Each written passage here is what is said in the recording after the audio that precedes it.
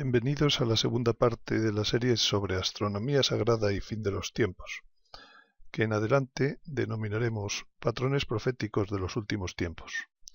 En este primer vídeo aplicaremos los patrones proféticos a los años 2011 y 2012.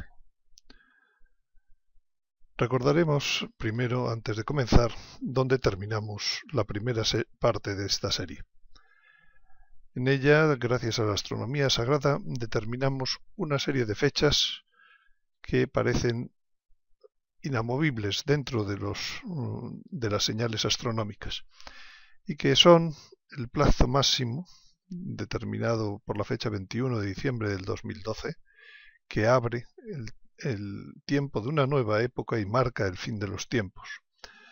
Esto significa que la última semana de Daniel empieza 7 años lunares antes, en el día 10 de marzo del 2014.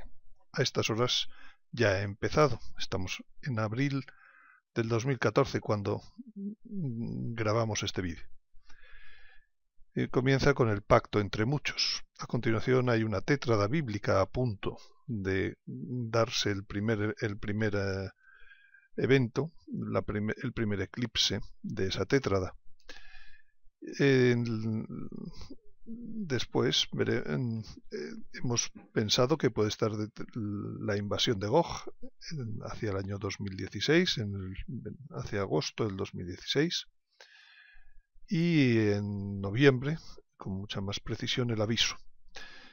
Después, en el año 17, el milagro y la abominación de la desolación quedaban perfectamente determinados por las señales de la astronomía sagrada.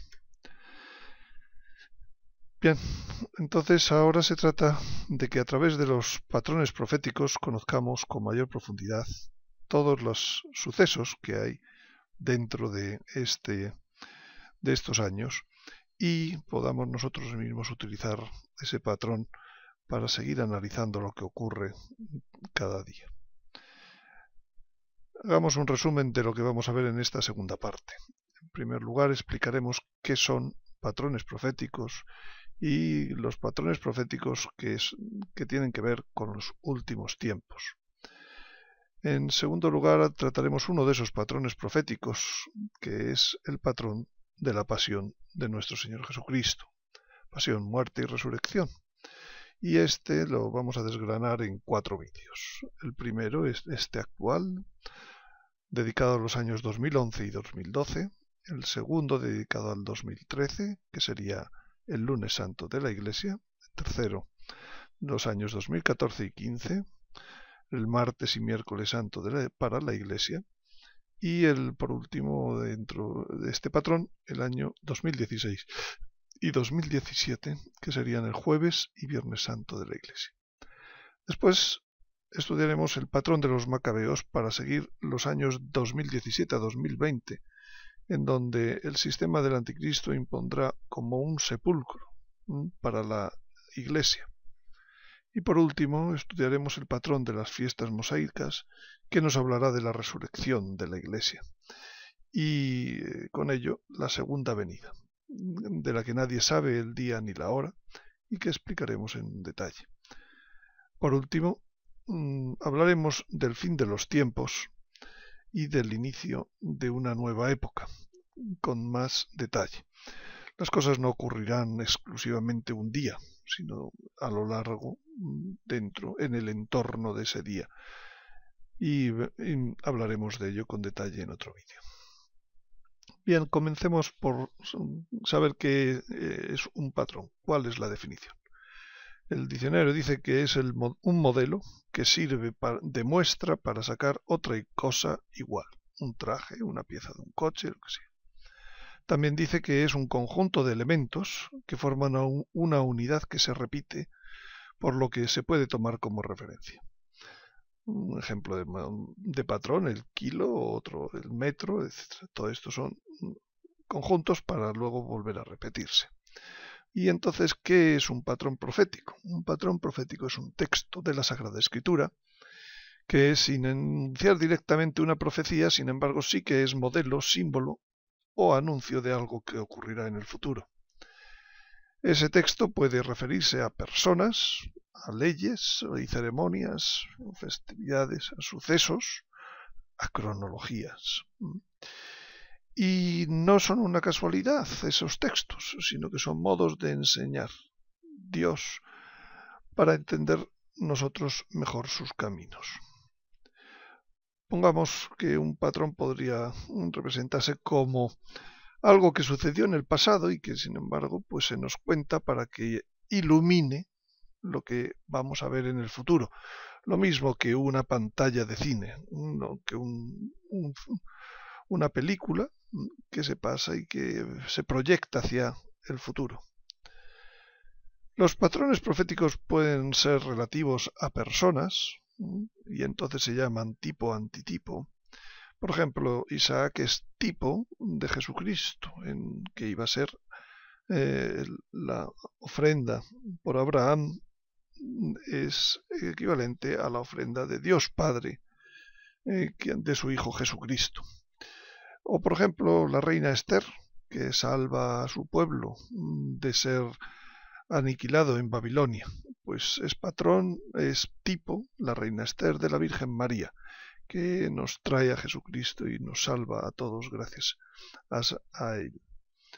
Por ejemplo, Balaán es tipo de Mahoma, el Apocalipsis lo explica bien esa relación. Jezabel también, el Apocalipsis explica que es tipo de la diosa Razón entronizada en la Revolución Francesa. Por ejemplo, Antíoco, pues que es tipo, es patrón de el anticristo, y de él hablaremos más adelante. Los macabeos pues son tipo de los cristianos perseguidos en los últimos tiempos. También existen patrones proféticos en los sucesos. Por ejemplo, Noé y el diluvio. El mismo Señor habla de ello a los apóstoles. Los últimos días serán como los días de Noé, como los días de Sodoma y Gomorra. Aquellos hechos son patrón, son figura de lo que se está viviendo en los últimos tiempos. Lo mismo ocurre con el Éxodo que dice San Pablo, que se escribió para los que vendrían en los últimos tiempos. O, por ejemplo, el modo en que Gedeón idea la destrucción del campamento de los madianitas, que Dios le dice que con muy pocos hombres meta unas antorchas dentro de unas vasijas de barro y a un tiempo las rompa y ataque con ese estruendo por sorpresa por la noche el campamento de los madianitas. Esas vasijas de barro son modelo de nuestro cuerpo y las antorchas, la luz que debemos llevar dentro. O David y Absalón, los sucesos donde Absalón durante 3 años remueve a David de su trono, es tipo Absalón del anticristo. Por ejemplo, la reconstrucción del segundo templo, que vamos ahora, se va a reconstruir en la nueva época, el templo de nuestro cuerpo, el templo de la inhabitación. Los sucesos de Zorobabel y Josué, la vuelta de Babilonia, o los macabeos, los hechos, la revuelta de los macabeos, o incluso la tormenta, por ejemplo, el hecho de la tormenta en el lago de Genesaret, cerca de la Pascua, en donde cuando el Señor los deja que vayan a los discípulos solos al otro lado del lago y se levanta una tormenta. Cuando los ve en dificultades, se acerca hacia ellos andando sobre las aguas y parece que pasa de largo. Le llaman, finalmente entra, dice a los vientos y a las aguas que se calmen. Y dice, inmediatamente se vieron en la otra orilla. Es decir, ahí pasó algo en donde no parece que siguieran el curso natural de la navegación para llegar hasta la otra orilla. Bien, hay patrones proféticos incluso en los tiempos, por ejemplo, de ciertas leyes. el hecho de que haya que presentar a los varones ante el Señor, que primogénitos, se debe presentar a los 8 días del nacimiento. Es como si a los 8 días hubiera un renacer. A los 8 días es el tiempo también que Dios establece en el Éxodo para consagrar a un sacerdote. Y así Aarón y sus hijos entraron en la tienda durante 7 días. Y al 8º día fueron llamados fuera, porque ese día, el 8º, es el que se le aparecería el Señor. Nosotros también vamos hacia un reino de sacerdotes y reyes. Por tanto, el número 8, de tiempo, los 8 días tienen su significado. El 8 es el tiempo, el número de la resurrección. El 8 es el día de que duran los tabernáculos. Los tabernáculos es la fiesta que habla del cambio de nuestra tienda mortal, porque durante 40 años anduvieron por el desierto y vivieron en tiendas los israelitas, y eso es figura esa tienda que es una habitación temporal, un típico de habitáculo temporal, es figura de nuestro cuerpo mortal. Nuestro Señor resucitó en el primer día de la semana. El primer día de la semana es el número 8, después de los 7. Existen patrones proféticos que tienen incluido un tiempo que luego se va a cumplir más veces en la historia. Y Jesús respetó esos tiempos ordenados por la ley. Por ejemplo, nuestro Señor se bautizó muy probablemente en la fiesta de la expiación. La fiesta de la expiación es la segunda de las fiestas importantes del otoño de los israelitas. Porque probablemente nuestro Señor en ese momento es constituido sacerdote. Y no se podía constituir sacerdotes antes de los 30 años. Por tanto, nuestro Señor debió nacer en la fiesta de las trompetas, que tiene un significado de anuncio, de llegada. Y por tanto, 15 días después de la fiesta de las trompetas, es la fiesta de la expiación. Él tenía ya 30 años y entonces él se presenta ante Juan el Bautista para recibir la misión, el sacerdocio que iba a desarrollar. Y tras él, pues como en la expiación, tras ese momento del bautismo, el Señor, el Espíritu Santo lo condujo al desierto, lo mismo que uno de los 2 machos cabríos que se preparaban para esa fiesta, uno era expulsado con los pecados del pueblo hacia el desierto. También, por ejemplo, el Señor quiere que se produzca su crucifixión y muerte al tiempo del sacrificio en el templo del Cordero Pascual. El Cordero Pascual debía sacrificarse con luz y debía sacrificarse ya por la tarde del día 14, de la víspera del día 14. Y entonces nuestro Señor, cuando sube a la cruz, se da ese milagro de la oscuridad desde el mediodía hasta las 3. No se podía iniciar el sacrificio, por tanto, porque había oscuridad.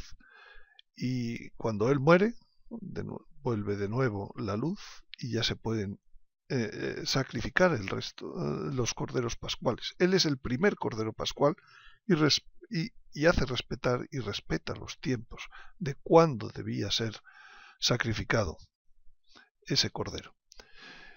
Por ejemplo, cuando nuestro Señor resucita y se presenta a primera hora de aquel domingo, pues seguramente a la Virgen, aunque no tenemos constancia en los evangelios. A continuación se presenta a algunas de las santas mujeres y parece como que la rezagada de todo aquel proceso de presentación por aquella mañana es María Magdalena. Cuando se da cuenta María Magdalena de que aquel no es el hortelano, sino que es nuestro Señor, quiere como abrazarle, nuestro Señor le dice: no me toques, porque todavía no he subido al Padre. Aquel era el primer día de la fiesta de los ácimos, en donde debían el sacerdote durante 50 días presentar una ofrenda de cebada ante el Señor y agitarla delante del Señor. Eran las primicias. Nuestro Señor quiere resucitar el día de las primicias de la cosecha. Él es el primero de una gran cosecha. Y respeta los tiempos, porque el sacrificio en el templo, del sacerdote en el templo, se presentaba una vez delante del Señor, una vez por la mañana y otra vez por la tarde, el sacrificio de la mañana y el sacrificio de la tarde. Nuestro Señor espera para presentarse en el templo, en el altar del templo del cielo, como primicia, a la misma hora que el sacerdote en la tierra, en el templo de la tierra, se está ofreciendo esa primera ofrenda de las primicias de la cebada. El Señor le dice: no me toques, todavía no he subido. No ha llegado la hora en que es demasiado temprano, tardará todavía una hora, media hora, lo que fuere. Y es el tiempo del Señor esperó para presentarse como primicia en el altar del cielo. Al mismo tiempo que el sacerdote en la tierra presentara la ofrenda en el templo de la tierra. Por ejemplo, el Espíritu Santo llega en Pentecostés a los 50 días. No lo hace creando un nuevo día de festividad. No, utiliza las fiestas antiguas. Sigue la ley que Dios ha dado como figura, como patrón de hechos futuros. Bien, entonces, volviendo a lo que ya sabemos sobre que nos ha dejado la astronomía sagrada, nosotros vamos a utilizar 3 patrones en esta segunda serie de vídeos. El primero va a cubrir la pasión hasta la muerte del Señor, que en los tiempos en los que nos designa la astronomía sagrada, hasta mitad del año 17, que es cuando nuestro Señor muere. Veremos ahora con más detalle. Después, una vez que ya se produce la muerte y la sepultura, estudiaremos desde los años 17 hasta el final realmente, aunque el Señor dice que los últimos tiempos se acortarán. Pues utilizaremos otro patrón. Y por último, para la resurrección presentaremos otro patrón que cubrirá desde el año 19, 20, pues hasta los primeros meses del año 21. Esos 3 patrones pues son: el primero es el de la pasión y muerte de nuestro Señor Jesucristo, el segundo patrón es el de los macabeos, y el tercer patrón será el de las fiestas mosaicas. Cada uno de estos patrones los estudiaremos con mucho detalle para conocer e intuir los hechos que van a ocurrir dentro de cada uno de estos años de los últimos tiempos. Bien, comencemos entonces siguiendo el patrón de la pasión y muerte de nuestro Señor Jesucristo, que lleva un gran contenido profético, aunque normalmente no se hable de él, para los últimos tiempos, para cuando ocurre la pasión, muerte y resurrección de la Iglesia. La Iglesia es la esposa sigue los caminos por donde ha caminado el esposo. Por tanto, entender a fondo lo que sucedió en la pasión, muerte y resurrección del esposo nos va a ayudar a comprender lo que sucede, lo que va a suceder, las dos cosas, lo que haya sucedido y lo que va a suceder en la pasión, muerte y resurrección de la Iglesia. Bien, y para ello comencemos hablando de la geografía en la que se desarrollaron aquellos últimos días de la vida mortal de nuestro Señor en la tierra. Básicamente, este es el lugar visto con Google Earth. Vemos toda la zona de Jerusalén. En Jerusalén tenía como principal edificación el templo, y el templo caía en picado sobre un valle, un pequeño valle, que es el torrente Cedrón, y al otro lado de ese valle es el monte de los Olivos. Por este valle se salía por un camino que se iba hacia Betania. Betania pues estaba separada como a unos 2,5 kilómetros de Jerusalén. Otros elementos que durante estos días pues van a ser importantes geográficamente es el lugar del cenáculo, que está al otro lado del Monte de los Olivos, y el Gólgota. El Gólgota está aproximadamente donde aquí se está la señal roja sobre que dice Jerusalén. En este escenario transcurrieron los 6-7 últimos días de la vida de nuestro Señor, y conviene pues conocer para situarse en él. Aquí tenemos algún mapa en donde se muestra con mayor detalle, pues, o con mayor precisión, pues estos lugares: el templo, el arroyo Cedrón, el camino hacia Betania, la zona del Gólgota, el Gólgota, en donde hoy está la Basílica del Santo Sepulcro, y el cenáculo en el otro extremo de Jerusalén. O visto también en estos dibujos en perspectiva, de nuevo, el templo al otro lado del valle del torrente Cedrón, el monte de los Olivos, y por aquí pues el viejo Jerusalén, lo que existía de Jerusalén, y fuera ya de la ciudad el Gólgota en aquel momento. Bien, es importante para estos días profundizar en cómo era la estructura del templo. Aquí lo vemos como desde el Monte de los Olivos. Entonces cae este picado hacia el torrente Cedrón. Y el templo tenía su centro, en su centro tenía lo más santo, que se entraba por esta puerta a un primer patio en donde los hombres podían estar aquí abajo, mientras que las mujeres solo podían ir por las partes altas. Y detrás de este patio hay otra puerta en donde antes de entrar a la construcción propia del santo, de lo más santo, pues había un altar para quemar los holocaustos de las ofrendas.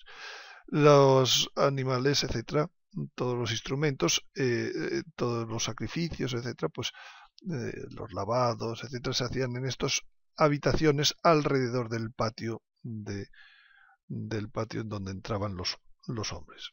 Solo los sacerdotes podían traspasar esta puerta, y solamente los de servicio y el sumo sacerdote en algunos años, en algunos momentos del año, podían traspasar la otra. Entonces, esta era la parte sagrada, y estas explanadas con pórticos laterales hacia los lados, pues era por donde se producían las otras reuniones, las gentes, y las enseñanzas de nuestro Señor en aquellos días. Por tanto, nuestro Señor, cuando llegaba al templo, podía entrar bien por una galería que daba aquí acceso a esta explanada. Estas explanadas habían sido construidas por Herodes, habían tardado en construirse 46 años, como aparece en algún momento en el Evangelio, pero ya llevaban tiempo construidas un cierto tiempo cuando nace nuestro Señor. O también podía entrar por algunas puertas laterales. Raras veces se entraba por esta puerta que da hacia el oriente, hacia donde nace el sol. Esta es la puerta, es la puerta sagrada por donde se dice que entrará el Mesías en el templo, cuando en el futuro, o por donde habla Ezequiel de esa puerta, también en el segundo templo, en el siguiente templo que se construye. si es que se construye en estos últimos tiempos, que ya hablamos de eso en la primera serie. Bien, entonces, vista la geografía, vamos a dos tiempos de este patrón. La hipótesis con la que vamos a trabajar es que 24 horas de los tiempos de la pasión de nuestro Señor son equivalentes a un tiempo de la pasión de la Iglesia. Como ya vimos en la astronomía sagrada, un tiempo equivale a un año lunar. Un año lunar son 12 lunaciones, 354 días. 11 días menos que un año solar. Para los efectos, efectivamente va habiendo un desplazamiento y a lo largo de 7 años, pues es un desplazamiento no despreciable, que casi es de 3 meses, pero para los efectos muchas veces hablaremos solamente del año como equivalente al año solar, equivalente al año lunar, para entendernos, pero ya cuando se trate de hablar con precisión, buscar los días, entonces debemos utilizar el año lunar. Bien, según esta hipótesis se puede construir un reloj muy sencillo, puesto que conocemos exactamente la fecha final. Entonces, aquí están las bases de ese reloj. Un día de la semana aquella de la pasión de nuestro Señor, del esposo, es igual a un año lunar de la semana de la pasión de la Iglesia, que es la esposa. Lo que en tiempos de nuestro Señor ocurrió en 7 días, aquí va a ocurrir en 7 años, más o menos, 7 tiempos. Por tanto, se puede establecer, según la regla de 3, que una hora de aquellos días de la pasión del Señor equivalen a 14,75 días de la pasión de la Iglesia. Y si partimos de la fecha del 21 de diciembre del 2020, en donde sabemos que aparece una nueva época, amanece, pues ese día trasladado al tiempo de la pasión, pues que era en abril, a principio de abril, pues amanecía y anochecía a las 7:30 y a las 19:30. Casi están muy cerca de los equinoccios y sin total una exactitud al minuto, pues podemos hablar de que las 7:30 eran las horas en las que amanecía y anochecía. Por tanto, para los hebreos es el momento del cambio de la fecha, cuando anochece a las 19:30. Mientras que para nosotros el cambio de fecha es a las 12 de la noche, hay un desfase de 4 horas y media. Y esto también tiene su importancia luego cuando se va a los detalles, porque este es un reloj súper preciso, como veremos. Bueno, pues podemos construir entonces nuestro nuevo calendario, el calendario que en nuestros días, en nuestros tiempos, refleja el calendario que siguió el Señor. Y por tanto, el último amanecer será el 21 del 12 del 20, y cada 177 días, como hemos dicho, pues amanece o anochece. Y por tanto, pues tenemos perfectamente la fecha en donde empieza el lunes de Pascua, cuando ya el Señor ha resucitado. Hacia atrás tenemos perfectamente las fechas del domingo, etc. Día a día sabemos cuándo es el Jueves Santo, el Martes Santo, etc. Y de este modo, pues se cumplen exactamente desde el martes de Pascua hasta el Martes Santo, se cumplen 7 tiempos, desde que amanece el Martes Santo, que sería el 10 de marzo del año 2014, hasta el 21 del 12 del año 2020.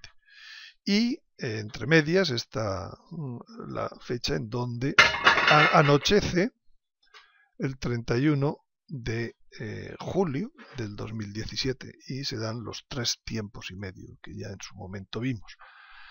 Lo curioso de este calendario, que como ven ustedes, pues se calcula a partir de los datos de la astronomía sagrada, es que un poco más atrás se da una fecha que es el 1 de abril del 2012, como momento de amanecer el Domingo de Ramos en nuestro tiempo. Pero es que efectivamente el 1 de abril del 2012 fue Domingo de Ramos para la Iglesia, lo cual es súper sorprendente ver cómo encaja al día después de más de 8 años, 9 años. Bien, y entonces aquí tenemos un primer cuadro, resumen, de lo que sería este patrón profético. A la izquierda tenemos los hechos y días que vivió nuestro Señor, a la derecha los años y hechos que vivirá la Iglesia. Ha vivido o vivirá, porque ya hemos pasado algunos días. En primer lugar, pues tenemos la cena de Betania, que fue 6 días antes de la Pascua, puesto que este es el día del inicio de la Pascua, 1, 2, 3, 4, 5, el sábado fue 6 días antes de la Pascua. Ese día, dice San Juan, se dio una cena en Betania. Iremos viendo cuáles son las equivalencias en los distintos, en lo que ha ocurrido en nuestro tiempo para la Iglesia, y veremos cómo ocurre de modo muy significativo. Y así iremos analizando sucesivamente lo que ocurrió en el tiempo del Señor, domingo, lunes, martes, miércoles, jueves, hasta viernes, y veremos lo que va a ir ocurriendo, está previsto que vaya ocurriendo en los tiempos de la pasión de la Iglesia. El día en que amaneció, aquel sábado, era el 8 de Nisan para nuestro Señor. Para nosotros era el 13 de abril del 2011. El día en que amanecerá, el último martes, el tiempo final, era para nuestro Señor el 18 de Nisan. Y para nosotros será el 21 de diciembre del 2020 que tantas veces hemos comentado. Bien, pues empecemos año a año. Estos primeros años son muy rápidos y sencillos. En los siguientes años nos detendremos con mucha más detalle porque hay mucha más información en los evangelios. Por tanto, el sábado aquel de nuestro Señor, pues empezó el 8 de Nisan a las 7:30, mejor dicho, el día. Y ya acababa ese día el 9 de Nisan, que era a las 19:30 del mismo día. Para nosotros eso corresponde al año 2011. Y aproximadamente, exactamente entre el 13 de abril del 2011 y el viernes 7 de octubre del 2011. Bueno, la historia en esos días, pues ocurrieron cosas en la Iglesia. Primero la beatificación de nuestro Señor y después la JMJ de Madrid y un viaje a Alemania. Las horas en que cenaban los judíos pues eran antes de ponerse el sol, poco antes de ponerse el sol, como es las 19:30, por tanto podemos estar hablando de las 17, de 18, 19:30. Y curiosamente eso coincide con las fechas en donde se estaba produciendo este viaje de Benedicto XVI a la JMJ. Dice el Evangelio: 6 días antes de la Pascua Jesús se fue a Betania, donde estaba Lázaro, a quien Jesús había resucitado de entre los muertos. Le dieron allí una cena. Marta servía y Lázaro era uno de los que estaban con él a la mesa. Entonces María tomó una libra de perfume de nardo puro, muy caro, ungió los pies de Jesús y los secó con sus cabellos. Le dieron una cena. Le ungieron con un perfume muy caro. Y entonces dice Judas Iscariote, uno de los discípulos, el que lo había de entregar: ¿por qué no se ha vendido este perfume por 300 denarios y se ha dado a los pobres? Pero no decía esto porque le preocupara a los pobres, sino porque era ladrón. Y como tenía la bolsa, se llevaba lo que echaban en ella. Bueno, pues esto, transferido en horas, pues vemos que es el sábado, el último sabbat que vivió nuestro Señor en la tierra, y que se estaba produciendo en España, la JMJ, el día 21 de agosto del 2011, una gran tormenta, pero a la vez una gran adoración a nuestro Señor, eucarístico, y el Papa resistiendo la tormenta.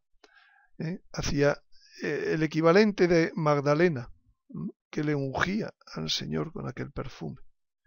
Y también había en aquellos días, pues quien decía que era muy caro todo aquel gasto para poner en marcha toda esta reunión. Pero además podemos fijarnos en esta circunstancia que estos hechos se producían en Betania. Betania era un lugar donde el Señor descansaba, donde el Señor tenía amigos, donde el Señor se retiraba cuando tenía que, para reponerse.